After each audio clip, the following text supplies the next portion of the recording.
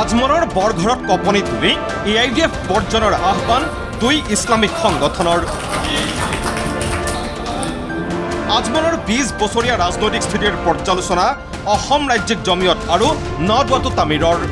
সম্ভৱতঃ প্ৰথমবাৰৰ বাবে দুই শীৰ্ষ ইছলামিক সংগঠনৰ ৰাজনৈতিক বিষয়ত পোনপটীয়া হস্তক্ষেপ কাৰণ হিচাপে গৈছে সাম্প্ৰতিক পৰিস্থিতিত অসমৰ ভাতৃত্ববোধ ৰক্ষাৰ বাবেই আজমল আৰু AIDF বৰ্জন প্ৰয়োজনীয়।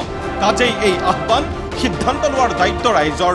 অৰাজনৈতিক চৰিত্ৰ অক্ষুণ্ণ ৰাখি আমি চলি আছোঁ। ৰাজনীতি আমি কৰা নাই আৰু কৰিব বিচৰা নাই, কিন্তু সাম্প্ৰতিক সময়ৰ যিটো পৰিস্থিতি আৰু প্ৰেক্ষাপট তাৰ কাৰণে আমাৰ দায়বদ্ধতা এইটোও আছে, মানুহক পৰামৰ্শ দিয়া আমাৰ দায়িত্ব আৰু কৰ্তব্যৰ ভিতৰত পৰে। মেৰু বিভাজন যিবোৰ কথা ক'লে হয় তাৰ সাৰপানী যোগাবৰ কাৰণে UDFৰ নেতৃবৃন্দই কৰি আছে, যাৰ কাৰণে আজি বহুত মানুহে আমাক সন্দেহৰ চকুৰে চায়।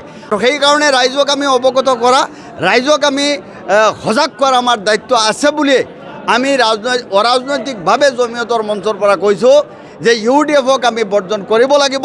যেতিয়ালৈকে UDFক বৰ্জন কৰা নহ'ব, ৰাজনৈতিকভাৱে তেনেকৈ দুটা ভাগত বিভক্ত হৈ পৰিব মানুহ, হিন্দু আৰু মুছলমান, যাৰ বাবে আমি আটাইতকৈ বেছি ক্ষতিগ্ৰস্ত হ'ম। আমি পৰামৰ্শ দিয়াৰ দায়িত্ব আমাৰ, সিদ্ধান্ত লোৱাৰ দায়িত্ব ৰাইজৰ। বিন্নাকান্দিত আজমলক পৰাস্ত কৰি AIDFৰ বৰঘৰত আঘাত কৰাৰ লক্ষ্যৰে দুই ইছলামিক সংগঠনৰ মুকলি সমৰ্থন সমষ্টিটোৰ কংগ্ৰেছ সমৰ্থিত অজাপৰ প্ৰাৰ্থী ৰেজাউল কৰিম চৌধুৰী। পৰ্যালোচনা সভাত নদৱাটো তামিৰৰ ৰাজ্যিক সম্পাদক তথা একালৰ আজমলৰ ঘনিষ্ঠ বন্ধু আৰু কাটিগড়াৰ AIDFৰ প্ৰাক্তন বিধায়ক আতাউৰ ৰহমান মাজাৰ ভূঞাৰ কটাক্ষ আজমলক। ধুবুৰীত 10 লাখ ভোটৰ পৰাজয়ৰ জৰিয়তে লজ্জিত আজমলে পুনৰ নিৰ্বাচনত নমাটোৱেই আশ্চৰ্যকৰ। দেখুন, বদরুদ্দিন আজমল সাহেব আমার বন্ধু মানুষ, আমরা একসঙ্গে দল করেছি। বিগত 20 বৎসরের তার রাজনৈতিক অবস্থান পর্যালোচনা করে বিগত পার্লামেন্ট ইলেকশনে ধুবুড়ির ভোটাররা যেভাবে শিক্ষা দিয়েছেন, 10 লক্ষ ভোটের ব্যবধানে তাকে পরাজিত করে যে মেসেজ এবং শিক্ষা দিয়েছিলেন, তার যদি হুশ বুদ্ধি ঠিক থাকতো তাহলে তিনি আবার এখানে নির্বাচনে দাঁড়িয়ে লজ্জার মুখ দেখার জন্য প্রস্তুত হতেন না। নিৰ্বাচনী ৰাজনীতিত আজমল আৰু AIDFে ভোটৰ মেৰু বিভাজনৰ বাবেই উচতনিমূলক বক্তব্য ৰখাৰো দাবী দুই ইছলামিক সংগঠনৰ। রাজনৈতিকভাবে বিগত 20 বছরের কার অতীত অবস্থা কী ছিল, কেউ বলেছিলেন আমার ভাই আসামে মুখ্যমন্ত্রী হবে, কেউ বলেছিলেন মিয়ারা আগামী নির্বাচনে সরকার গঠন করবে। এ ধরনের বেফাস মন্তব্য, যেটার কোনো ভিত্তি নেই, এই মন্তব্যগুলো বলে আসলে এটা শেখানো কথা। বিজেপির ভোটকে একত্রিত করার ষড়যন্ত্রে কেউ পা দিয়েছেন।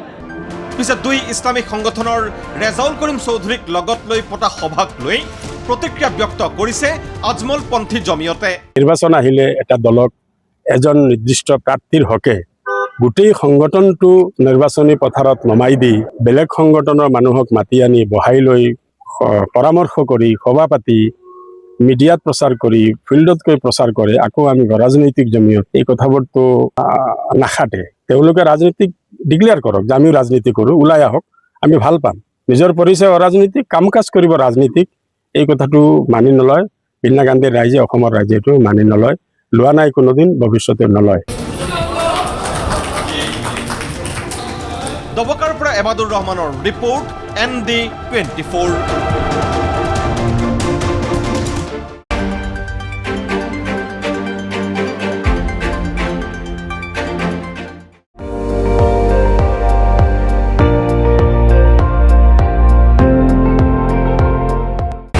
আপুনি চাই আছে ND24, সৰ্বশ্ৰেষ্ঠ নহয়, সৰ্বোত্তমৰ দৌৰত।